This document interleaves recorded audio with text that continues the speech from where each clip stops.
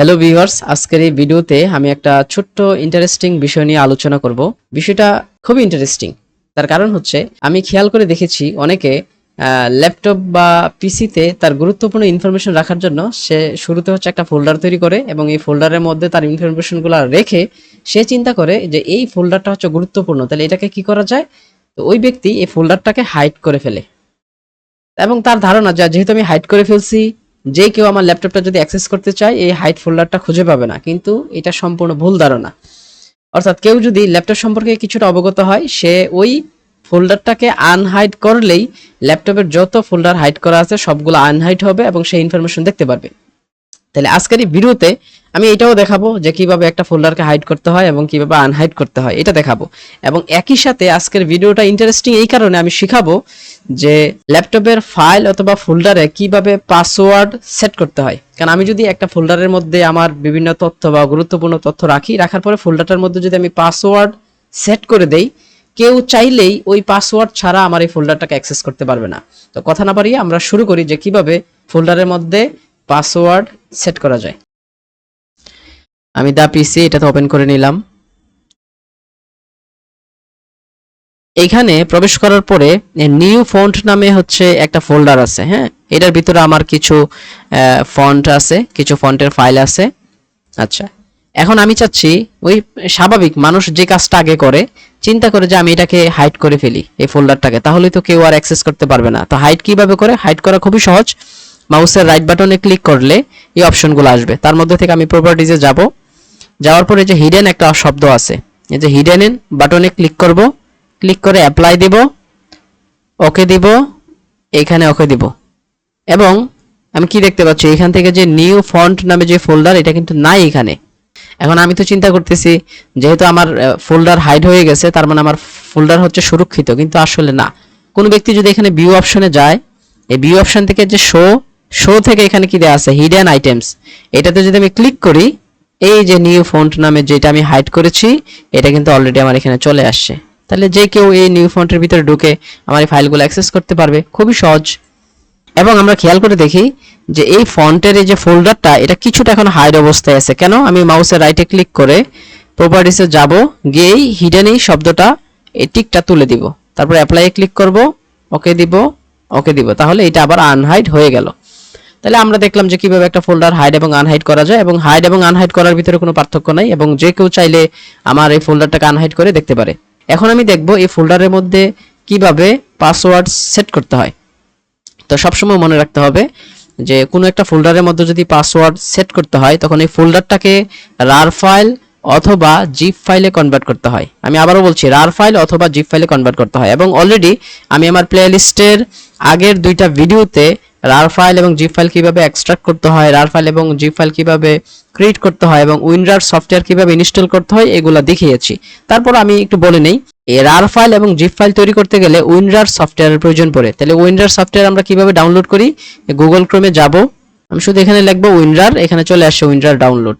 আমি এখান থেকে এই যে ক্লিক করব,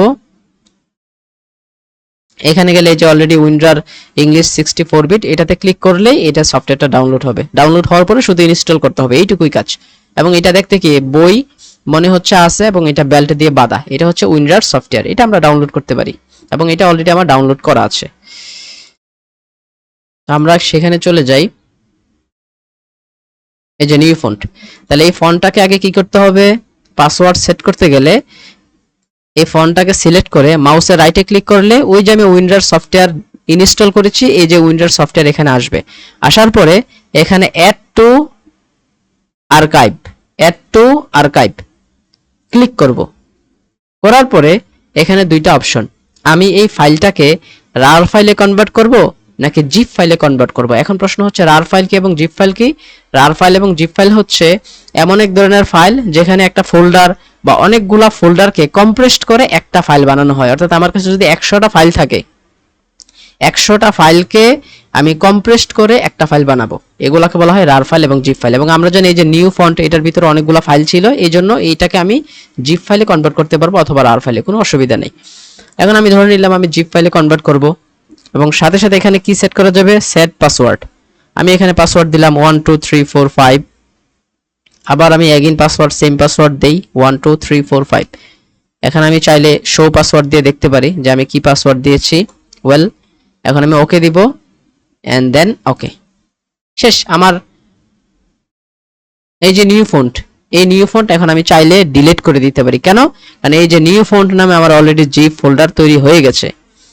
এখন আমি যদি এই ফাইলটাকে ওপেন করতে চাই, স্বাভাবিক যে কোনো ফাইল আমি যদি ডাবল ক্লিক করি এটা কিন্তু ওপেন হবে, কিন্তু এই জিপ ফাইল এবং রার ফাইলকে ওপেন করতে গেলে এক্সট্রাক্ট করতে হয়। অর্থাৎ মাউসের রাইট বাটনে ক্লিক করে এই যে উইনরার সফটওয়্যারের মাধ্যমে এই যে নিচের অপশন এক্সট্রাক্ট করতে হয়। তো যখনই এক্সট্রাক্ট করব তার মানে ফাইলটাকে আমি ওপেন করতে যাচ্ছি।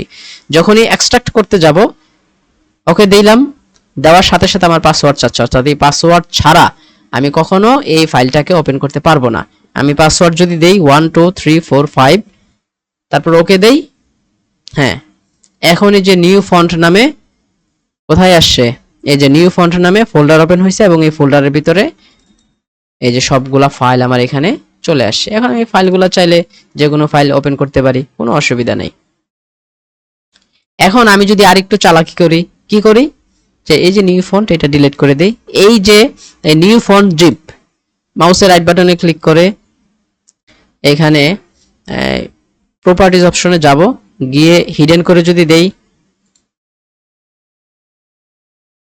এবং আমি দেখতে পাচ্ছি এখন কি এখানে আছে। কেন আছে? আমি ভিউ অপশন থেকে এই শো মোর অপশনে গিয়ে হিডেন আইটেমটা তুলে দেই, ক্লিকটা আমি দেখতে পাচ্ছি এখানে। আমি যদি এখান থেকে রিফ্রেশ দেই আমি দেখতে পাচ্ছি এখানে যে নিউ ফন্ট জিপ ফাইলের নামে ফাইল এখানে নাই। এটা কোথায় আছে? হাইড অবস্থায় আছে। এখন কেউ যদি চিন্তা করে যে আমি এই ফাইলটাকে ওপেন করব, এই শোতে গিয়ে হিডেন আইটেমে ক্লিক করলেই তো সবগুলো ওপেন হবে।